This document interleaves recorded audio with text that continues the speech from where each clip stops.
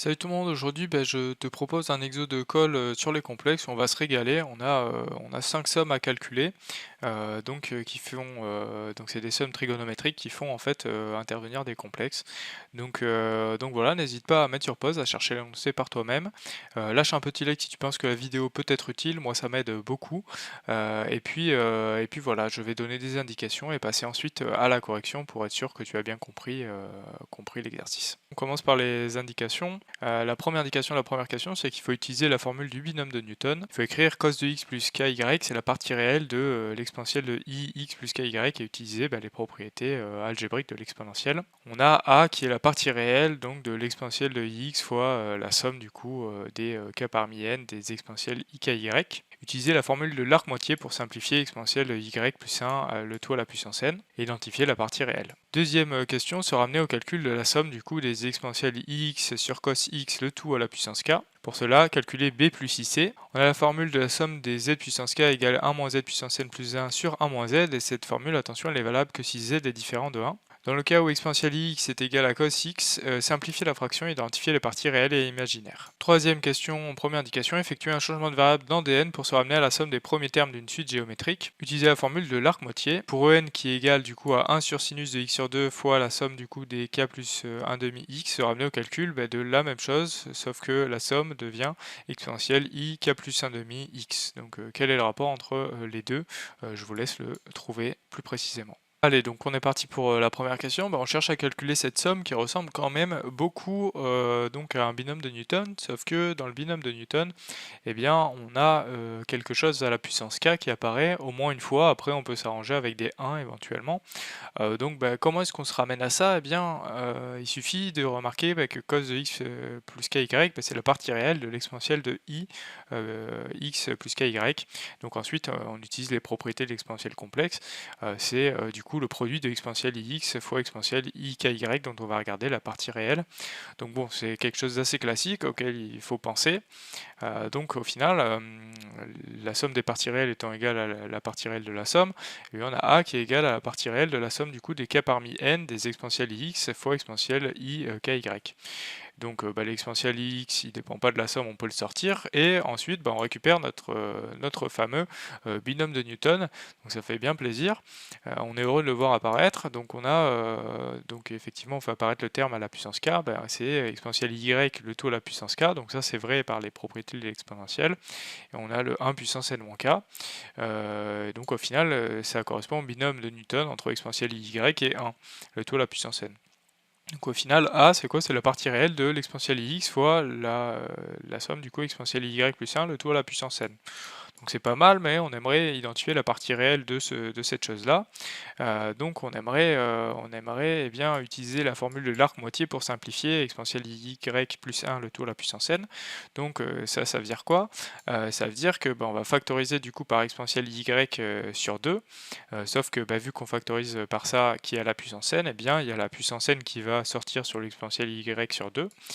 Et après, on a du coup, c'était le but, c'est faire apparaître quelque chose plus l'exponentielle complexe de quelque chose plus l'exponentielle complexe de moins cette chose-là.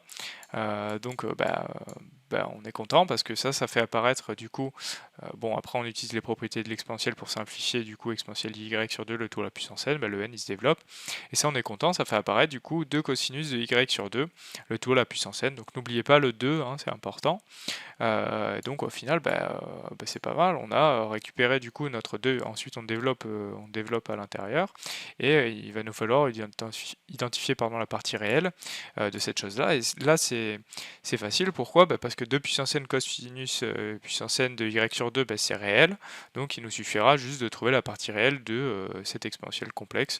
Et donc c'est très simple. Il va rester cosinus de x plus yn sur 2. Donc en identifiant la partie réelle, on a obtenu le résultat qu'on voulait. Donc A, c'est ce résultat-là. Allez, donc on est parti pour corriger cette deuxième question. Donc on suppose que cos de x est non nul, donc ça veut dire que x ne s'écrit pas sous la forme pi sur 2 fois k avec k dans z. Donc on a plutôt intérêt à se ramener au calcul de b plus ic, puisque effectivement si on fait b plus ic et qu'on on rentre tout à l'intérieur de la somme par la linéarité de la somme, et on va obtenir du coup cos de kx plus i sin de kx, et ça c'est égal à l'exponentielle de ikx. Et au final, avec les propriétés de l'exponentielle et les propriétés du coup du quotient à la puissance k, et au final on a la somme du coup des exponentielles ix sur cos x, le tout à la puissance k. Et ça, donc, c'est la somme des premiers termes d'une suite géométrique.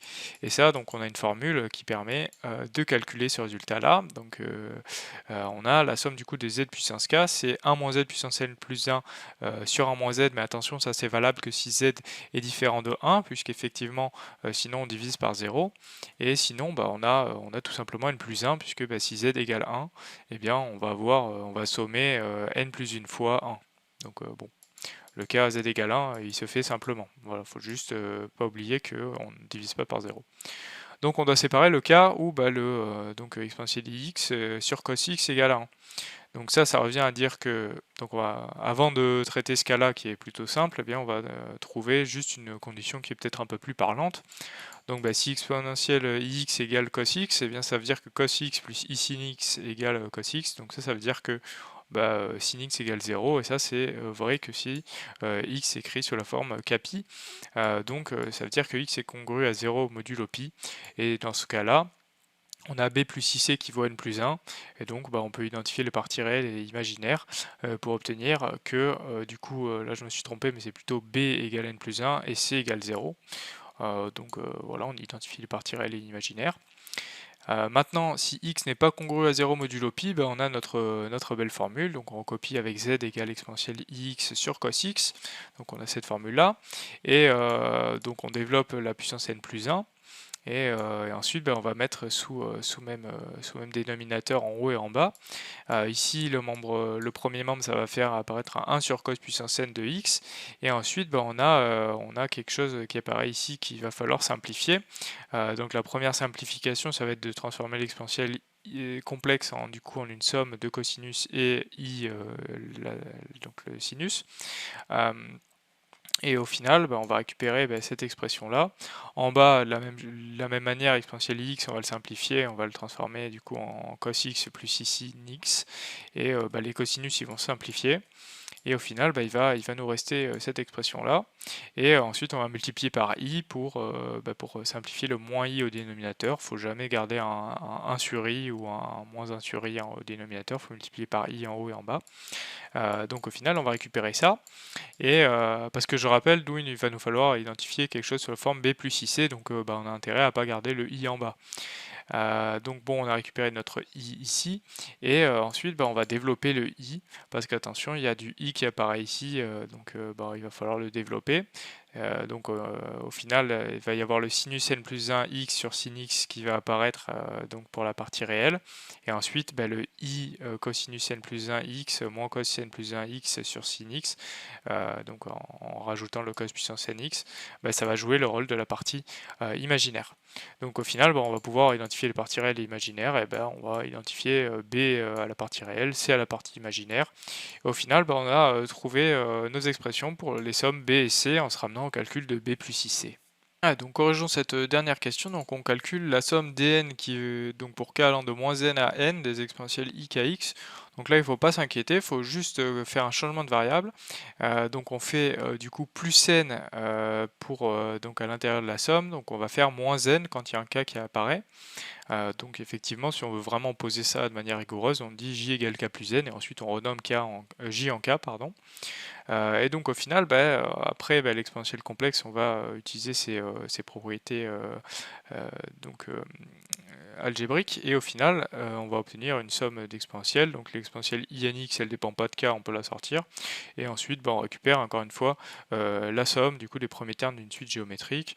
Et là on n'a pas le cas où le terme exponentielle x égale à 1, on peut directement utiliser notre formule, et c'est assez classique d'utiliser la factorisation par l'arc moitié. Donc on factorise du coup par exponentielle i 2n plus 1 x x sur 2 en haut et en bas par exponentielle ix sur 2. Parce qu'effectivement après ça va faire apparaître du coup, vu qu'il y a des moins, ça va faire apparaître des 2i sinus et en bas des 2i sinus aussi. Donc voilà, faut pas oublier, en théorie il faut pas oublier les 2i fois quelque chose, mais si vous les avez oubliés, vu qu'il y en a en haut et en bas, si vous êtes constant dans votre erreur, eh bien au final les erreurs vont se compenser. Donc ici on va simplifier, ça fait quoi? Ça fait exponentielle i n x, en simplifiant ce qui se trouve en haut et en bas là. Et ici, effectivement, il y a les deux i qui vont apparaître, qui vont se simplifier. Et au final, on va récupérer dn égale du coup sinus de n plus 1,5 x sur sinus de x sur 2. Donc si x est effectivement n'est pas congru à 0 modulo pi. Et donc voilà, il y a d'autres méthodes, on peut découper la somme entre les cas positifs, les cas négatifs et le cas où k égale 0. Mais voilà, ça c'était une autre manière de faire. Maintenant on va calculer en qui est la somme du coup des dn. Et vu l'expression de dn, on peut utiliser cette expression là, on va voir que on va pouvoir facilement le calculer. On factorise par 1 sur le sinus de x sur 2. Et là encore une fois, on va se ramener du coup à une forme, à le calcul du coup d'une somme géométrique. Donc encore une fois, on va calculer du coup cette fois-ci la partie imaginaire de la somme du coup des exponentielles ik plus 1,5 x. Donc bon, on commence à savoir le faire ça. On factorise par exponentielle ix sur 2, on a la somme du coup des exponentielles ik à x. Encore une fois, on utilise notre formule parce que exponentielle ik à x ne peut pas être exponentielle x ne peut pas être égal à 1. Et au final, encore une fois, l'arc moitié. Et bon, on simplifie. Et vu que on regarde la partie imaginaire, il va y avoir encore un sinus de n plus 1 sur 2 x qui va apparaître. Et il ne faut pas oublier le sinus x sur 2 qui était au dénominateur. Donc du coup, on va avoir du coup le quotient au carré, du coup le quotient sinus de n plus 1,5 x le tout au carré sur sinus de x sur 2 le tout au carré. Donc on a trouvé la dernière question. Voilà, donc c'est fini pour cet exercice. Eh bien, on a calculé des sommes qui étaient trigonométriques de base, mais en fait, on a à chaque fois utilisé des arguments sur les exponentielles complexes. Et donc, les arguments ensuite qu'on a utilisés qui ne sont pas propres à cette leçon, eh bien, c'est à la fois donc le binôme de Newton, et ensuite on a utilisé donc la formule sur la somme des premiers termes d'une suite géométrique. Donc, c'est deux choses à savoir faire, se ramener au complexe et ensuite utiliser ces formules-là. Donc voilà, j'espère que tu auras appris des choses. N'hésite pas à t'abonner, à liker, à mettre la cloche. Moi, ça m'est très utile. Et puis toi, ça te permet d'obtenir ces vidéos quand elles sortent et de préparer au mieux cette année de prépa. Et j'espère te retrouver sur une prochaine vidéo de maths ou de physique. Salut!